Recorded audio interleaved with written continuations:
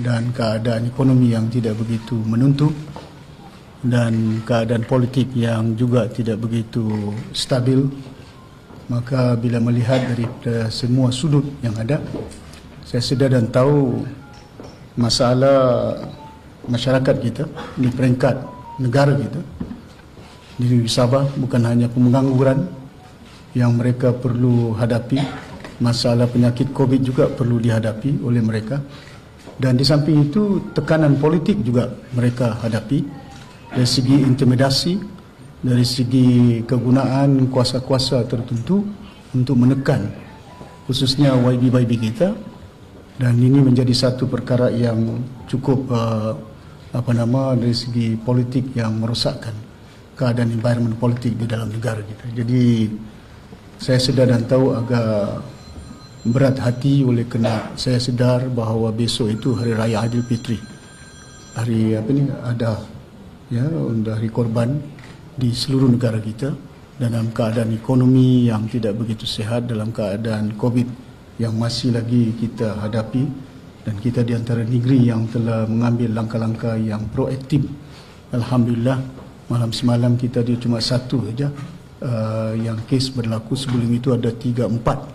Namun demikian kita pun telah mengambil beberapa langkah untuk cuba mengatasi masalah ini. Hari ini kita ada satu, but kita akan melakukan untuk memastikan supaya kita dapat melepasi daripada keadaan yang cukup mencabar ini. Jadi untuk makluman, saya telah berjumpa dengan rakan-rakan saya, ahli-ahli yang berhormat, ahli parlimen, ahli adun, dan ada yang tidak dapat hadir hari ini oleh kerana mereka masih berada di Kuala Lumpur. Datuk Matius Tangau pun masih ada di sana. Undang-undang, the Chief Minister of the day can request for dissolutions of Dewan. And it is under the Constitution's state enactment yang ada, TYT mempunyai hak dalam perlembagaan untuk membubarkan ataupun tidak Dewan Undangan Negeri ini.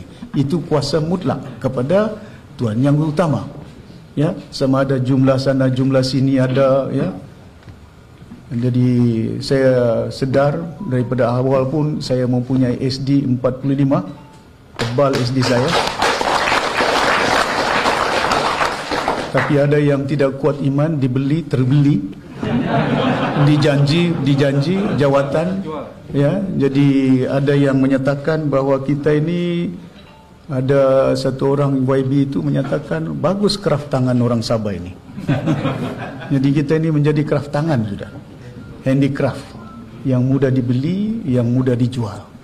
Jadi oleh kerana keadaan itu, saya yakin orang Sabah ada maruah. Kita rakyat Sabah kita ada. Saya tahu dengan tekanan-tekanan yang mereka lakukan, harapan mereka bila mereka tekan kepada saya, kita akan U-turn, kita akan sokong mereka. Tapi kita tahu bahawa nilai-nilai kehidupan, pertama ialah kita perlu pertahankan rakyat Sabah dan negeri Sabah. Ini yang perlu kita pertahankan. Macam mana tekanan berat pun yang kita lalui, in our mind, Sabah, negeri Sabah kita perlu pertahankan. Bukan saya mau pertahankan jawatan saya Ketua Menteri. Itu tidak penting. Apa artinya kalau kita tidak mampu mempertahankan hak orang Sabah dan negeri Sabah ini?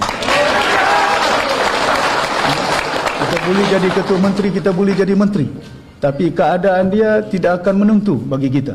Masa depan anak-anak kita yang kita perjuangkan selama ini, banyak yang telah kita lakukan, banyak yang kita perjuangkan. Saya berusaha, sudah banyak kita janji, tapi buat kilang masih berjalan lagi. Kilang minyak, masalah kilang itulah kita nak buat, tapi berbagai tekanan yang dilakukan kepada kita, Tapi kita yakin dan sedar bahawa insyaAllah, saya yakin orang Sabah bijak, orang Sabah mempunyai kuasa. Mereka ada kuasa Kuala Lumpur, tapi jangan lupa ada kuasa orang Sabah ni yang boleh menentukan siapa kerajaan. Jadi tuan-tuan dan puan-puan yang saya hormati sekalian, setelah saya meneliti dalam keadaan yang ada pada hari ini, kalau di Kuala Lumpur mereka ada mempunyai cuma 3 saja majoriti, kan?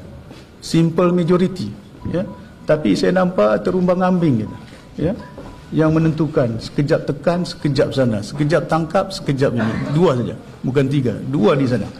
Ya. 2 di Kuala Lumpur, majoriti 2 orang. Ya. Ya, tekan sana, tekan sini. Tapi saya tahu, saya boleh pujuk, saya boleh beli, boleh pujuk orang lain. Tapi ini kan nilai yang YB yang kita mau mentadbir negeri Sabah mempunyai nilai sendiri. Tidak ada guna dia. Kita boleh pujuk orang, saya bagi kau jawatan menteri, saya bagi kau ni tempat sini. Tapi apa pengertian dia kepada orang kita, rakyat yang telah meletakkan harapan kepada kita? Dan saya melihat keadaan ini sudah sampai waktu dia untuk kita menyatakan bahawa kita pulangkan kepada rakyat negeri Sabah. Ya. Dan saya keadaan ini cukup saya berharap bertenang semuanya dan kita pastikan supaya kita hadapi cabaran ini ya dalam perlembagaan yang ada 60 hari ya dissolution yang perlu ditetapkan oleh Suruhanjaya Pilihan Raya yang ada untuk menetapkan waktu dia.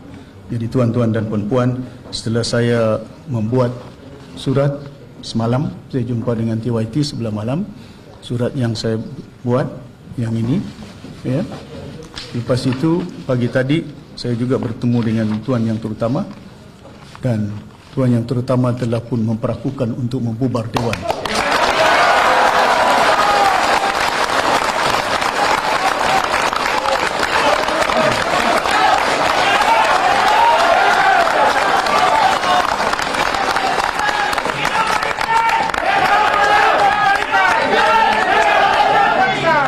Jadi apa juga cerita, diorang pergi istana, mau angkat sana, angkat sini, ada jumlah sana, jumlah sini, dewan sudah pun dibubarkan.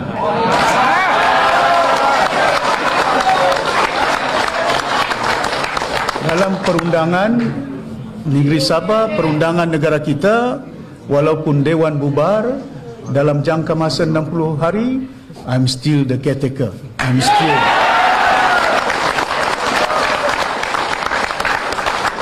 Saya masih lagi jadi ketua menteri mentadbir negeri Sabah ini. Ya.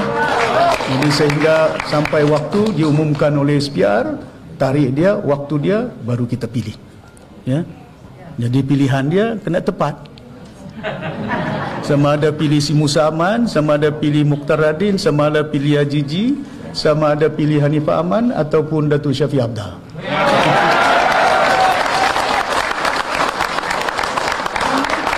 Terima kasih banyak. Yes.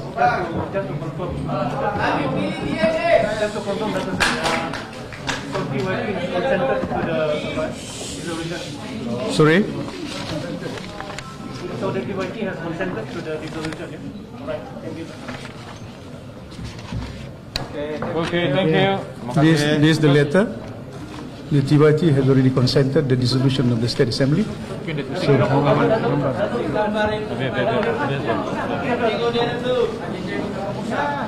okay.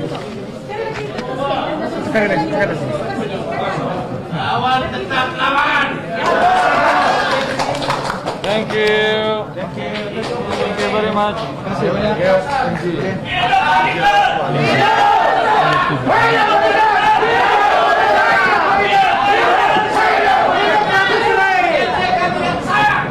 Biar telepon ya. Oke.